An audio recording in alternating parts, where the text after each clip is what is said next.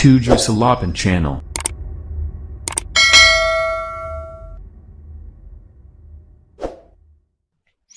Oke, bismillahirrahmanirrahim. Assalamualaikum warahmatullahi wabarakatuh. Kembali lagi bersama saya Adi Rahayuddin di 78 Channel. Saya akan memberikan tutorial untuk rekan-rekan proktor tentang bagaimana alur dan tahapan yang harus dilakukan oleh rekan-rekan proktor dalam pelaksanaan ANBK ya di 2021 ini. Nah, satu hal yang perlu diperhatikan oleh rekan-rekan itu adalah transfer respon sifatnya wajib. Jadi rekan-rekan pastikan sebelum pelaksanaan transfer respon tersebut sudah disetting, sudah ditambahkan, dan sudah dibuat terlebih dahulu ya. Karena apa? Karena jika rekan-rekan belum membuat transfer respon, status tes ini tidak akan muncul. Nah, tulisannya seperti ini ketika rekan-rekan mengklik status tes. Transfer respon tidak valid, silakan melakukan pengaturan transfer respon terlebih dahulu.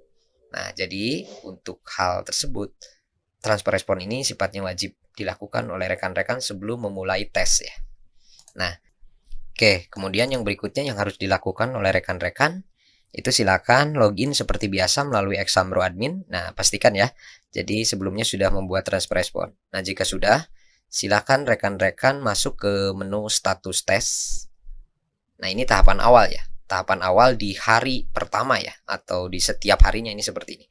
Silakan masuk ke status tes, kemudian di daftar tesnya ini terlebih dahulu dipilih. Nah, ini bisa dilihat di web ANBK.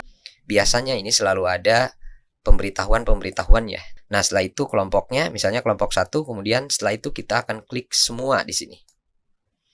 Nah, jika sudah, nah di sini kita klik OK. Oke, aktif tes berhasil ya. Kelompok berhasil disimpan di sini keterangannya. Nah, rekan-rekan silahkan masuk ke menu kelompok tes. Kemudian rekan-rekan pilih Assign All. Nah, setelah itu pilih Save Change. Jadi kita akan mengaktifkan kelompok tes untuk siswa-siswa tersebut ya. Oke, kita akan tunggu prosesnya. Nah, kita bisa melihat daftar peserta di sini. Nah, itu adalah tahapan awal rekan-rekan sebelum memulai tes ya, atau ketika mengaktifkan tes untuk siswa. Nah, langkah berikutnya silakan masuk kembali ke menu status tes. Karena di sini ini ada hal penting ya. Jadi akan muncul token dan statusnya ini belum mulai karena memang siswanya belum mengerjakan ya.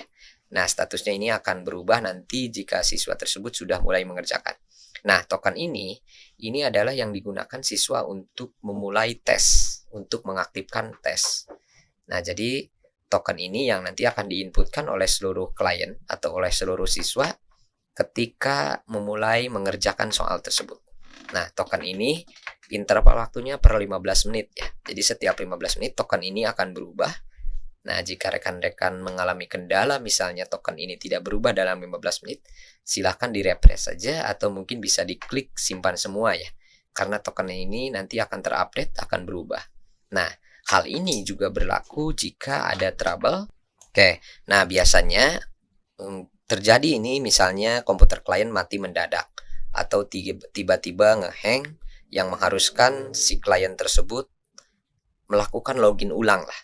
Nah, pastikan bahwa proktor itu sudah melakukan reset login peserta terlebih dahulu. Kenapa? Karena jika ini tidak direset, nah nanti siswa tersebut tidak akan bisa login masuk ya. Nah, jadi silakan direset, diklik saja, dicentang untuk siswa yang bersangkutan ya. Jadi untuk siswa yang bersangkutan misalnya hanya satu siswa misalnya dilihat terlebih dahulu nama pesertanya, nomornya, kemudian baru kita klik dan kita reset peserta. Oke, di sini sudah hilang ya, sudah tidak ada. Nah, kemudian kita masuk lagi ke status tes. Nah, ini token ini yang nantinya digunakan oleh siswa tersebut ya. Nah, karena apa? Karena ini berbeda ya dengan token yang pertama ketika login. Nah, sekali lagi karena token ini akan update dalam interval waktu 15 menit ya. Jadi setiap 15 menit token ini akan selalu berubah. Oke, rekan-rekan. Nah, itu adalah proses awal ketika mengaktifkan tes, kemudian ketika proses pelaksanaan tes ya. Nah, di sini ini proses akhir. Jika pelaksanaan ini sudah selesai, pastikan bahwa di status tes ya. Oke, di status tes pastikan ini tesnya selesai. Oke, nah jadi untuk proses berikutnya silahkan rekan-rekan lakukan proses checklist. Ini bisa dilakukan secara langsung ya semua, di checklist semua, pilih peserta. kemudian lakukan proses upload hasil. Nah, nantinya keterangannya ini akan berubah, yang tadinya status uploadnya belum terupload. Nah, nantinya akan terupload seperti ini. Oke, itu adalah untuk proses pengiriman hasil ya. Nah, kemudian yang berikutnya adalah proses membuat laporan. Silakan rekan-rekan masuk ke menu laporan. Nah, di sini jelas ya, ini kode tesnya, server, dan lain sebagainya. Jumlah peserta, karena ini saya hanya mencoba, dalam simulasi ini hanya satu siswa ya, hanya satu peserta. Nah, kemudian yang berikutnya silakan buatkan nama proktornya di sini, diketik. Kemudian nama pengawasnya juga diketik, silakan klik cetak.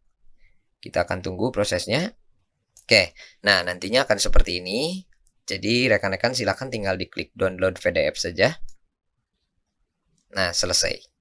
Ya, jadi itu adalah tahapan akhir ya.